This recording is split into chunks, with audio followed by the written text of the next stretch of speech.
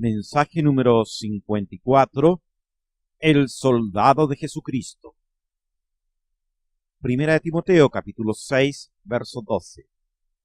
Pelea la buena batalla de la fe, echa mano de la vida eterna. La palabra de Dios nos advierte en reiterados pasajes que nuestra condición terrenal debe ser de un estado de alerta constante, para que permanentemente estemos apercibidos del peligro que nos rodea. Pero también nos detalla, en forma muy precisa, los implementos que Dios nos ha entregado para que tengamos éxito en esta lucha contra el mal. Claramente no nos manda a ser un observador pasivo o a escondernos cobardemente tras el escudo de la neutralidad, sino que con su autoridad divina nos ordena pelear la buena batalla. ¿Quiénes son los que pelean la buena batalla?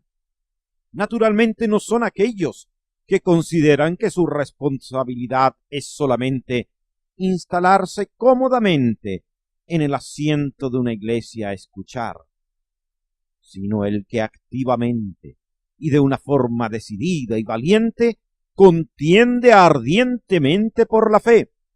Eso es lo que Dios ha mandado, y leemos en Judas, verso 3.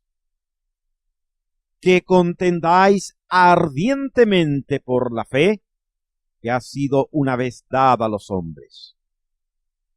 La Biblia describe constantemente la condición del creyente en este mundo y la compara con la de un soldado en el campo de batalla. Sabemos que no existe otra situación más angustiosa y turbadora, que necesita de todos los sentidos muy alertas, que cuando un combatiente se encuentra en el frente de la batalla.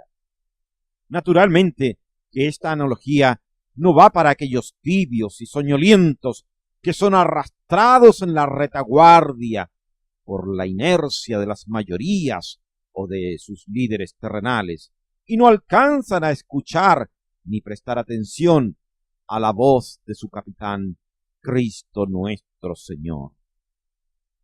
Creyente que es movido por la fuerza del Espíritu Santo es uno que empuja, choca y rompe las filas del enemigo de las almas, que muchas veces ha logrado instalarse dentro de las mismas iglesias locales. Porque el Señor nos advirtió que estos postreros tiempos de la iglesia son tiempos peligrosos, donde hombres con apariencia de piedad están no solamente ofreciendo fuego extraño, sino que aún desviando al pueblo de Dios hacia el camino del error. El mismo apóstol Pablo nos previno sobre este peligro en Hechos, del capítulo 20, versículos 29 y 30.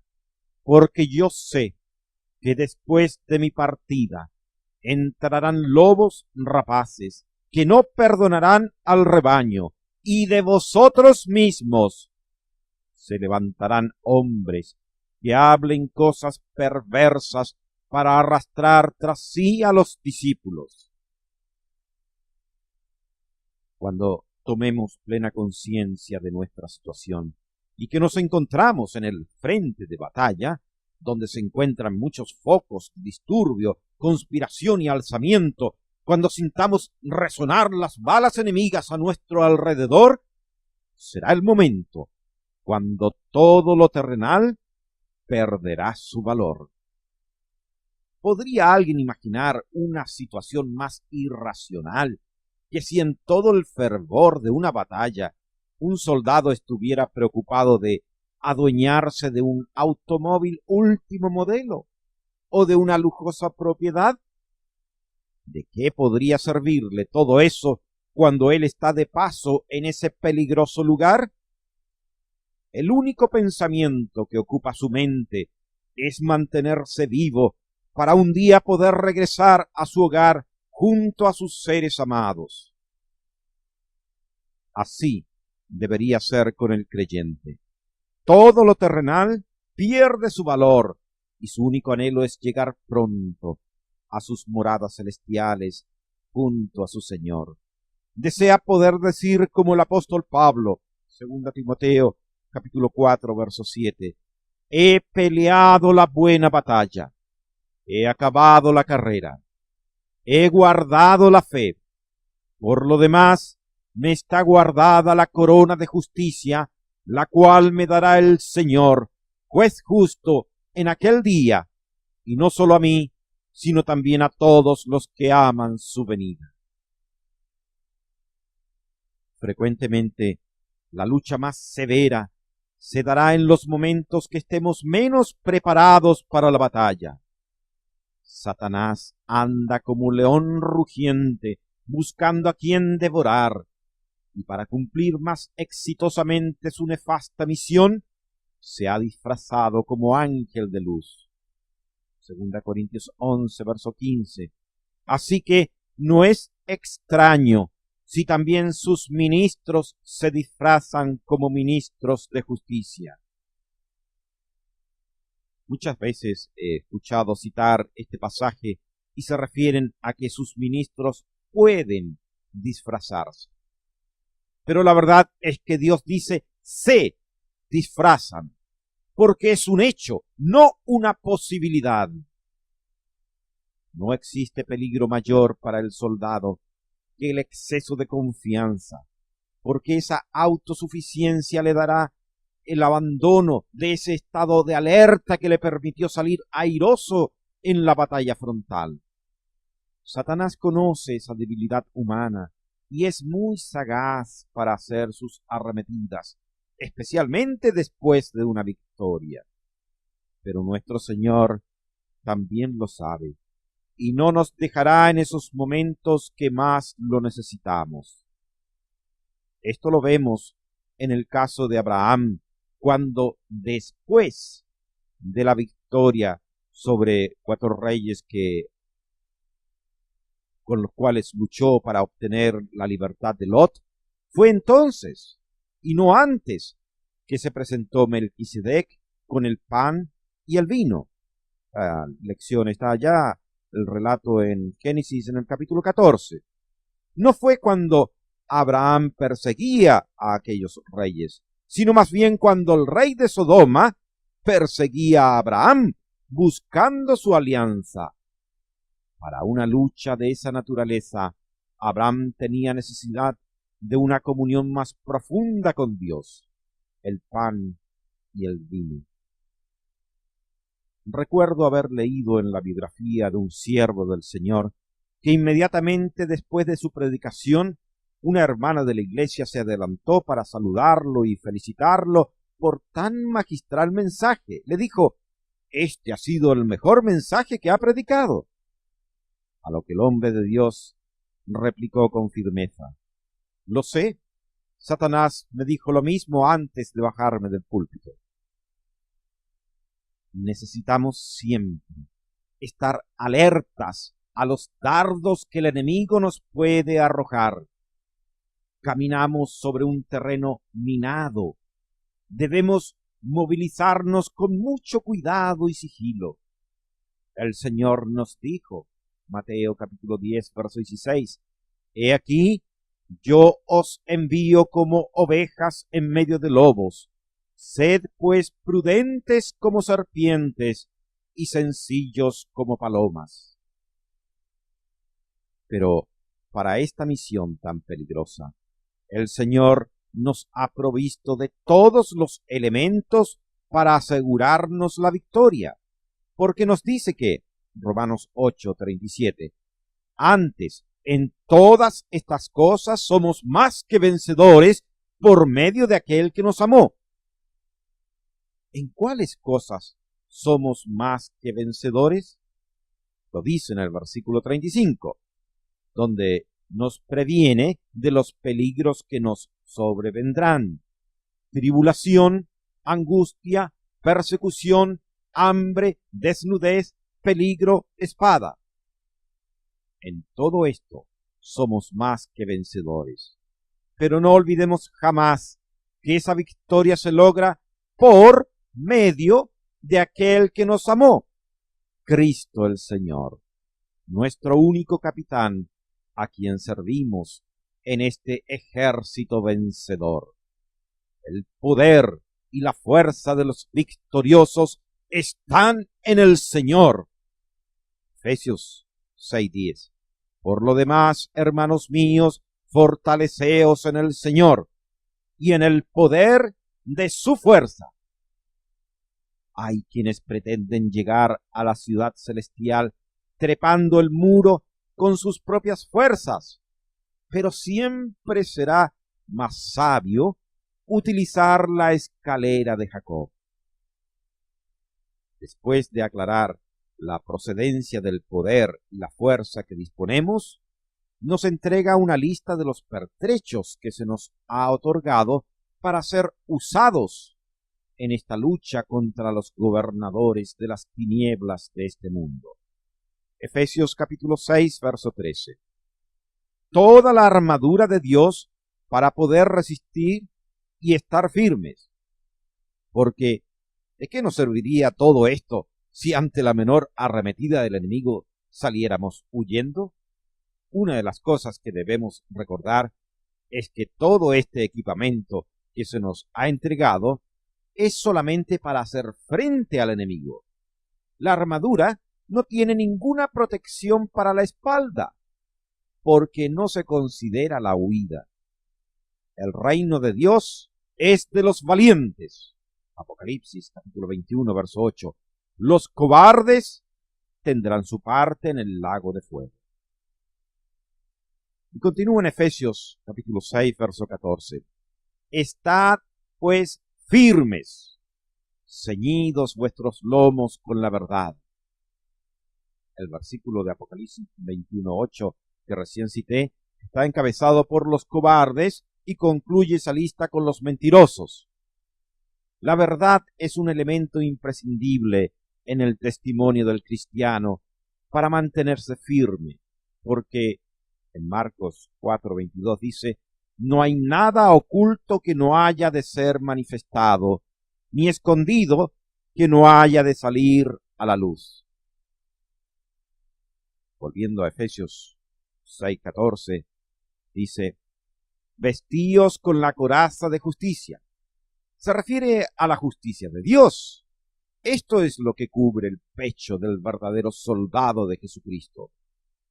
Es más efectivo que el mejor chaleco a prueba de balas. Nada lo puede penetrar. Efesios 6:15 continúa la lista de los apertrechos y elementos que Dios nos ha entregado. Calzado con el apresto del Evangelio de la paz.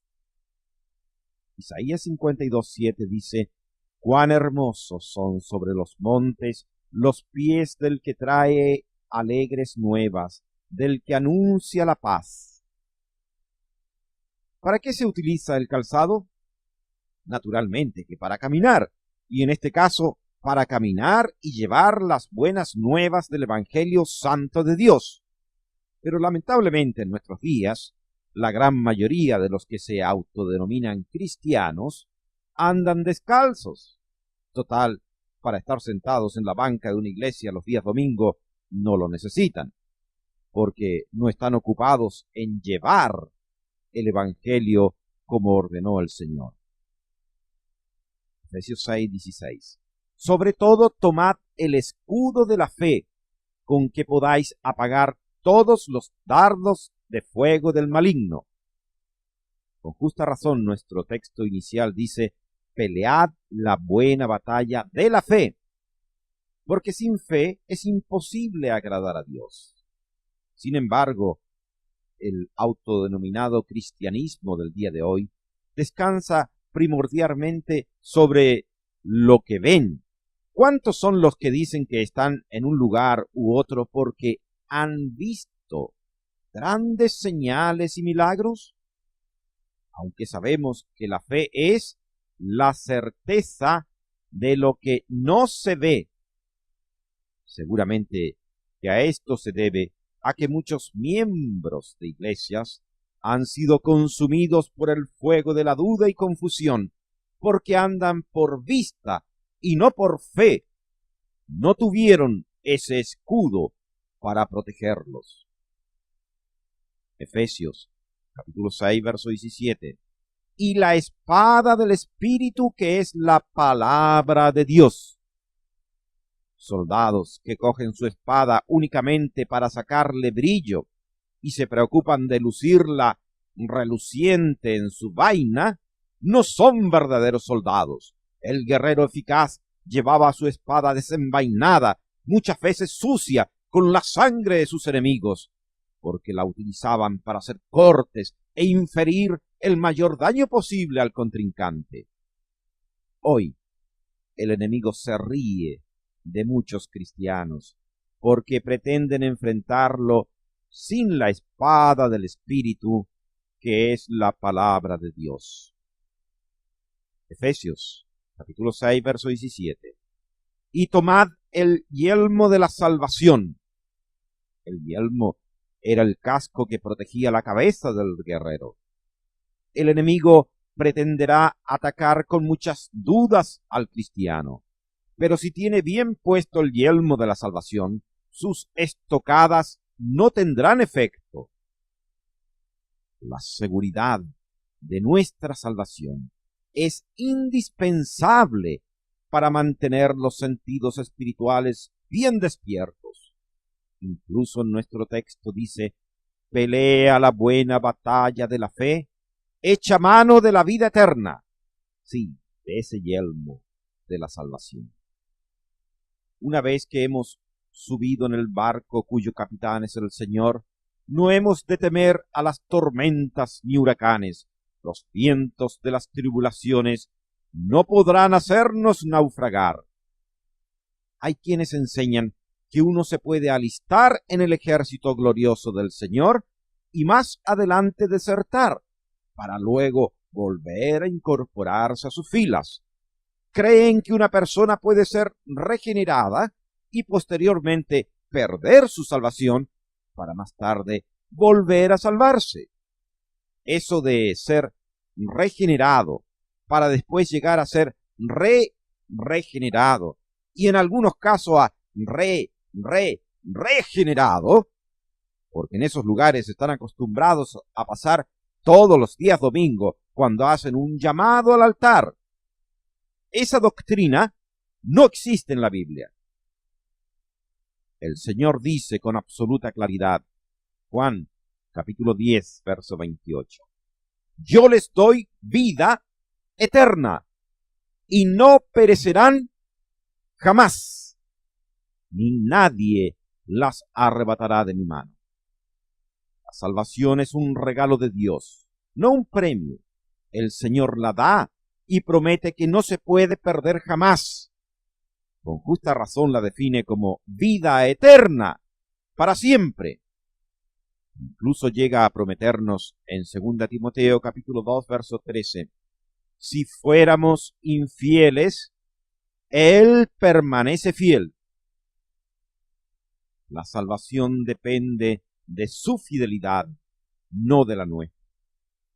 Aunque el verdadero Hijo de Dios, a quien el Señor ha lavado con su sangre bendita, jamás podrá desertar de sus filas, porque permanecemos junto a Él, cual el niño que camina tomado de la mano de su padre. No es la fuerza del niño la que le hace caminar junto a Él, sino la fuerza de la mano de su padre, como amorosamente lo dice en Oseas capítulo 11, verso 4. Los atraje con cuerdas de amor. Por esta razón también nos asegura en 2 Tesalonicenses capítulo 3, verso 3, pero fiel es el Señor, que os afirmará y guardará del mal. La doctrina de la seguridad de la salvación es tan fundamental como lo es el yelmo para el guerrero.